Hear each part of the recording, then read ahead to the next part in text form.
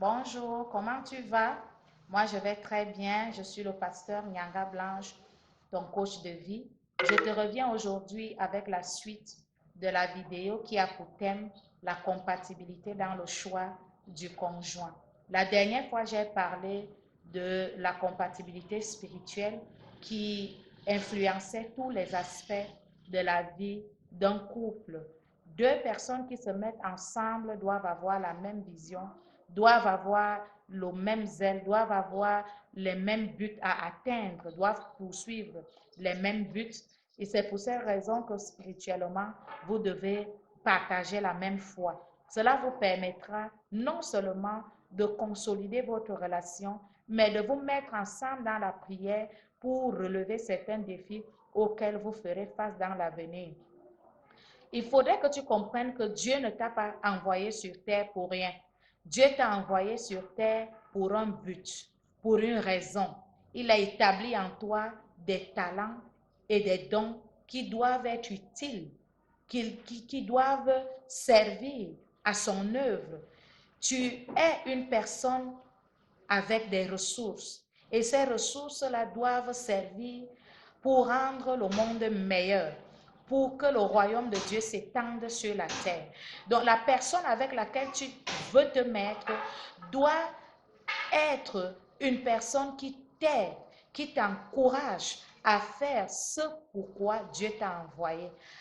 Cette personne doit être un encouragement pour toi. Cette personne-là doit t'aider à révéler le meilleur de toi. Doit t'aider à t'épanouir, à servir le Seigneur en fait.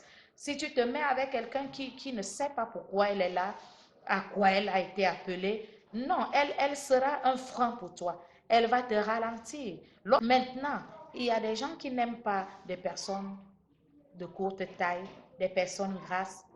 Dis non si cette personne-là t'aborde. Si cette personne-là veut faire sa vie avec toi, dis-lui non. Parce que tu retrouveras cette laideur en tes enfants. Tu feras face à cette laideur un jour. Ne te mets pas avec elle juste parce qu'elle a un bon caractère. Mets-toi avec elle parce que tu l'aimes, tu aimes son physique. Et cela t'aidera aussi plus tard dans votre intimité. Cela t'aidera. Si tu ne prends pas cet aspect-là en considération, tu ne prends pas cet aspect-là au sérieux, plus tard, il te sera difficile d'être avec la personne, de lui faire des câlins, des bisous, de faire l'amour avec elle en fait. Oui, votre relation, autant pour moi, sera froide, elle sera platonnière, elle sera formelle, elle sera froide. Donc, il faut que tu la trouves belle, que tu la trouves attrayante. Il y a aussi un autre problème que les gens viennent toujours me poser en tant que pasteur. Ils disent, pasteur, vraiment, je ne comprends pas, mon mari ne veut plus de moi, ma femme, j'ai l'impression que je ne l'intéresse plus, que je ne l'attire plus. Nous sommes des esprits dans des corps. Nous sommes des esprits dans des corps et nous vivons sur la terre. Nous ne sommes pas encore allés au ciel. Donc, dès le début de votre relation, il y a certainement quelque chose en toi qui l'a attiré, quelque chose en toi qui a retenu son attention. Va voir si tu n'as pas perdu cette chose-là. C'est très important. Si tu ne l'as pas perdu, quelle est la chose qui l'a attiré dès le premier instant où il t'a vu, où elle t'a vu? Quelle est cette chose-là qui l'a attiré? Cultive-la. Même après s'être marié, continue de la cultiver, continue de travailler, préserve cet atout-là. C'est ça qui l'a attiré vers toi. Donc, si tu perds cette chose, il n'est pas étonnant que la personne ne veuille plus. C'est très important. Vous savez, Jacob a aimé Rachel dans la Bible. Il a travaillé 7 années pour elle. Alors, au moment du mariage, son beau-père l'a trompé en lui donnant plutôt Léa. Cela ne l'a pas stoppé, cela ne l'a pas arrêté. Jacob a préféré travailler 7 années de plus pour avoir Rachel avec elle. Rachel qu'il a tant aimée. Donc ton cœur languira toujours après le type de personne que tu as toujours voulu, dont tu as toujours rêvé. Ne baisse pas tes exigences parce que tu te dis, le temps est en train de passer, est-ce que je vais même me marier un jour? Bon, tout ce qui viendra, je prendrai.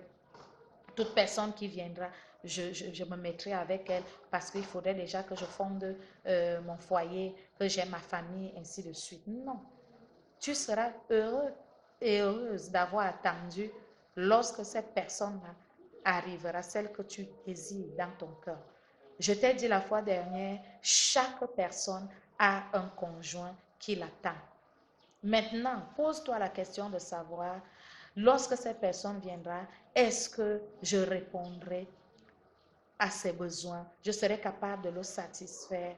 Est-ce que je serai capable de combler ses besoins? Est-ce que je serai capable de répondre à ses exigences? Est-ce que pose-toi ces questions. Avec quelqu'un qui ne sait pas pourquoi elle est là, à quoi elle a été appelée, non, elle sera un frein pour toi. Elle va te ralentir. Lorsque toi, tu voudras gagner le monde entier pour le Seigneur, elle te dira, nous avons déjà gagné la ville, pourquoi aller plus loin? Donc, elle sera un élément de découragement pour toi. Donc, vous devez être compatibles. Cherchez la personne avec laquelle vous partagez la même foi, vous avez les mêmes buts, une personne passionnée comme toi, qui veut servir le Seigneur comme toi, qui aime le Seigneur comme toi, qui aime sa parole comme toi. C'est très important. Et cela vous permettra d'être dans la même longueur d'onde, en fait, de voir les choses de la même façon. Et puis, plus tard, lorsque les enfants arriveront, ces enfants-là jouiront d'un certain équilibre spirituel.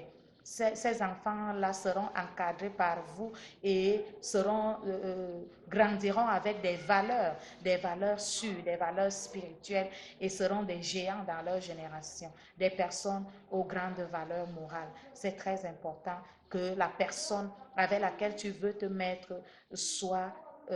partage la même foi avec toi en fait.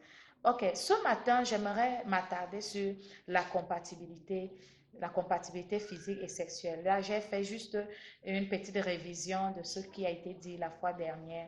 Aujourd'hui, j'aimerais te parler de la compatibilité physique et sexuelle parce que les deux sont étroitement liés. Après la compatibilité spirituelle vient la compatibilité physique et sexuelle. Il y en a des personnes qui se disent généralement, si spirituellement nous partageons la même foi, le reste, on peut s'en passer. Non, pas du tout. Tu dois trouver la personne que tu t'es choisie belle. Tu dois la trouver à ton goût. C'est très important. Généralement, les gens préfèrent la compagnie des personnes qu'ils trouvent belles, qu'ils trouvent attrayantes, la compatibilité physique et sexuelle. Il y en a des personnes qui se disent généralement, si spirituellement nous partageons la même foi, le reste, on peut s'en passer. Non, pas du tout. Tu dois trouver la personne que tu t'es choisie belle. Tu dois la trouver à ton goût. C'est très important. Généralement, les gens préfèrent la compagnie des personnes qu'ils trouvent belles, qu'ils trouvent attrayantes. Tu dois trouver cette personne-là belle. On dit qu'il n'y a pas de laideur en amour, mais comprends, ne te mets pas avec quelqu'un que tu ne peux approcher que dans l'obscurité. Ce n'est pas normal que tu ne peux pas présenter à tes amis, à tes collègues, dont tu ne seras pas fier de présenter à ceux qui te sont proches. Non, il faut trouver ta personne belle. La beauté est relative. Tu sais exactement ce que tu recherches. Tu connais exactement ce que tu veux, le type de personne que tu veux. Voilà, le type de physique que tu veux. Donc, sont ces expériences. Parce que je sais qu'il y a des personnes qui sont chaudes, qui sont froides, d'autres sont tièdes, ça dépendra. Si une femme froide part avec un homme chaud, ça ne va pas donner. Donc, il faudrait prendre en considération tous ces aspects-là avant de se lancer dans une relation maritale, avant de s'engager au mariage. Trouve ta personne belle, trouve ta personne sexy. Pimente ta relation. Une fois marié, fais tout pour garder cette flamme. Parce que l'amour est comme une plante. Il faut l'arroser. il faut l'arroser encore et encore. Donc, il y a certains éléments, il y a certaines choses qu'il faut faire pour garder toujours la flamme allumée. Ce n'est pas de ça que je parle aujourd'hui, mais je dis la compatibilité dans le choix du conjoint nécessite que tu observes, nécessite que tu écoutes, nécessite que tu prennes ton temps. Ne te précipite pas juste parce qu'il y a des désirs que tu veux satisfaire. Non, non. Mets-toi, dis-toi, la personne avec laquelle je vais être, je serai, doit m'aider dans l'œuvre de Dieu, doit m'aider à accomplir ma destinée. La personne avec laquelle je veux me mettre, je dois la trouver belle. Elle doit aussi me trouver belle. Ok, je vais m'arrêter là pour aujourd'hui. Je vous souhaite une très belle journée et je vous invite à attaquer vos amis, vos collègues, à aimer nos pages.